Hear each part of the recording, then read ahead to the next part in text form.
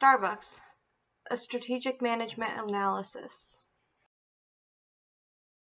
In the group we have Brittany Williams, Cynthia Bravo, Jared Hebert, and Tanya Marinkovich. Starbucks Coffee was founded in 1971 by Jerry Baldwin, Zev Siegel, and Gordon Bowker in Seattle, Washington. Starbucks is the largest coffee house chain in the U.S. with more than 30,000 retail stores in 80 different markets. Starbucks' purpose is to inspire the human spirit, one person, one cup, and one neighborhood at a time. Over the years, Starbucks has slowly started to expand their product line. Some of the other things that Starbucks offers other than coffee are different handcrafted beverages, bottled ready-to-drink beverages, and they even have different coffee and tea options available in grocery stores. Starbucks has also branched out and started to sell merchandise. They offer bags, mugs, cups, packaged goods, books, and other small gifts. Starbucks also has a small variety of food items. They offer hot and cold sandwiches, baked pastries, salads, oatmeal, yogurt parfaits, and fruit cups. Starbucks uses the broad differentiation strategy. Starbucks is able to set themselves apart from their competitors by offering products with a great quality and by offering a distinct customer experience. Starbucks serves premium coffee with a great quality, and as a result, Starbucks is able to charge a premium price for their products. While the quality of the products is important, the brand image is important as well. Starbucks is also known for their great customer service, and as a result, they have gained a loyalty to the brand from many consumers. Starbucks is also known for the calm and warm ambiance in their stores. This atmosphere that they have created helps increase sales and revenue. Sometimes customers will choose Starbucks over another coffee chain because they can go to Starbucks and not only get a premium quality coffee, but they can also relax and study for a test or have that quick meeting with a coworker. Hi, my name is Cynthia Bravo, and I will be doing Starbucks external environmental analysis and also the internal environmental analysis. So to help analyze Starbucks environmental analysis, I have developed a PESTO analysis that can be used to assess its strategically relevant factors. A political factor is higher tariffs on U.S. goods exported to China. With higher tariffs, Starbucks and the rest of the coffee industry may be forced to increase its prices, which is not a good thing during the economic turmoil of the COVID-19 pandemic. An economic factor is the increase in unemployment rate and consumer confidence being low. Given COVID-19 pandemic, this has been very relevant because it's made consumers more price conscious and has given consumers more buying power. A socio-cultural factor is that consumers are becoming more green conscious and health conscious. This impacts consumers' demand for supporting businesses that enforce strict environmentally friendly initiatives. Regarding the trend towards healthier lifestyles, this can shift spending towards more healthier options and away from the coffee industry. A technological factor is the increase in popularity of mobile app payment and online food ordering such as Uber Eats or DoorDash, which have wide-ranging effects on society and its dependence on these technological factors during the COVID-19 pandemic. An environmental factor is climate change, such as changes in temperature, longer droughts, and increased invasion of pests, which is impacting coffee bean production. As climate change puts both coffee bean production at risk, it affects the supply of coffee as well, which could impact Starbucks coffee industry. A legal/regulatory factor is employment laws. These employment laws impact low-wage industries such as the coffee production industry or the restaurant industry, which Starbucks is in, which employs substantial numbers of relatively unskilled workers, and there could be employment laws such as sick leave for Starbucks. So in order to evaluate Starbucks internal environmental analysis, I have decided to use this SWOT analysis. One of Starbucks' strengths is its strong global brand recognition. It was actually named number 37 in Forbes' list of most valuable global brands in 2020, and Starbucks continues to be the most recognized coffee company in the world. Another strength is its premium product quality. It actually is due to its high quality coffee beans because it has one of the best suppliers in terms of coffee beans. And also, Starbucks owns a lot of coffee beans in Costa Rica, which help maintain the high quality of coffee across the board. Another one of its strengths is also its strong customer base loyalty, largely due to the rewards program and also to the Starbucks card, which in turn increase frequency visits and also increase sales.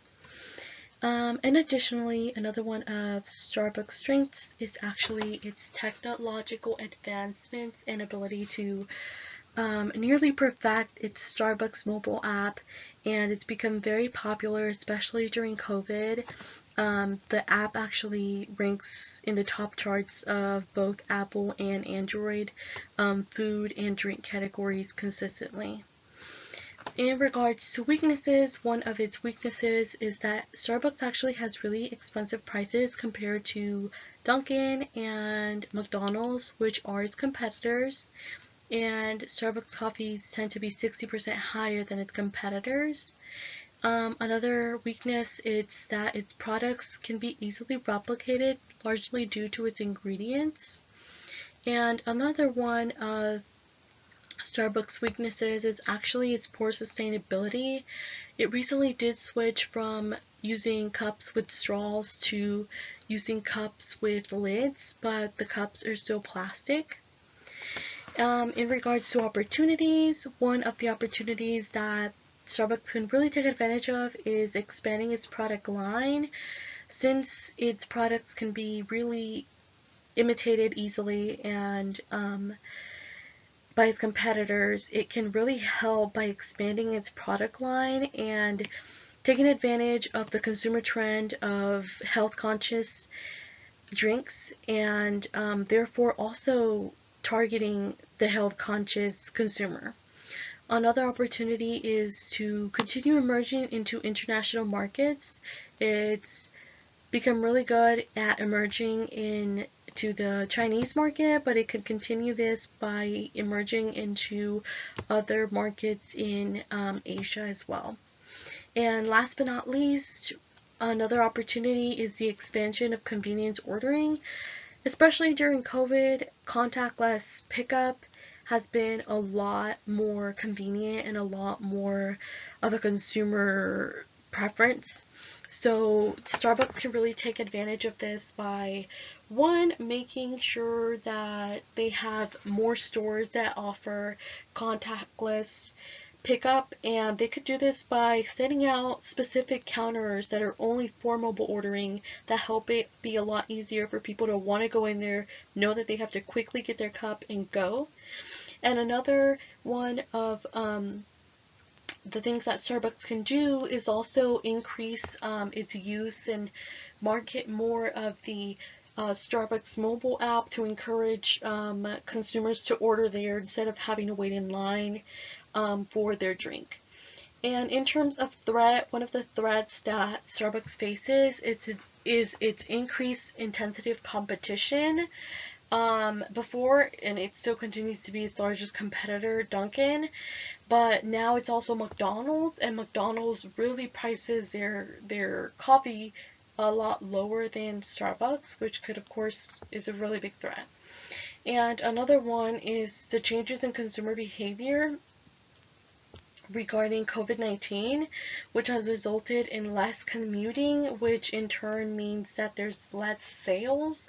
So that's also a big threat. And another change in consumer behavior is also the whole health conscious trend and people switching from caffeine to tea, or just not wanting to do coffee in general.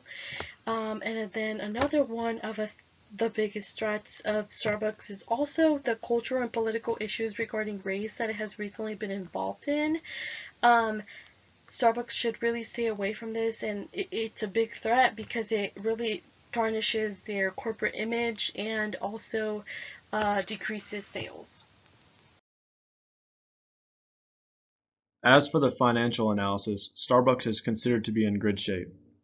In terms of profitability, Starbucks has brought in $23.518 billion in total revenue. That ranks number one out of 49 companies in the industry. They've also brought in $5.059 billion in gross profit margin and $1.518 billion in operating profit margin. In terms of liquidity, Starbucks has a debt ratio of 1.24, meaning they have a negative equity, and a current ratio of 0.68, which is 0.1 over the industry average. Also, they have a profit margin percentage of 13.8%. That is 11.8% over the industry average, and a gross margin percentage of 28.3%, which is 20.9% below the industry average. As for the financial efficiency of Starbucks, they have a return on assets of 15.6%, which is 7.7% over the industry average. An assets turnover of 323 days, which sits at 222 days higher than the industry average. That is a relatively poor number. As for receivable turnover in days, Starbucks has 13 days in receivable turnovers. That is 10 higher than the industry average, which is relatively poor. In terms of the inventory turnover in days, Starbucks sits at 26 days, which is 23 higher than the industry average. That's also relatively poor.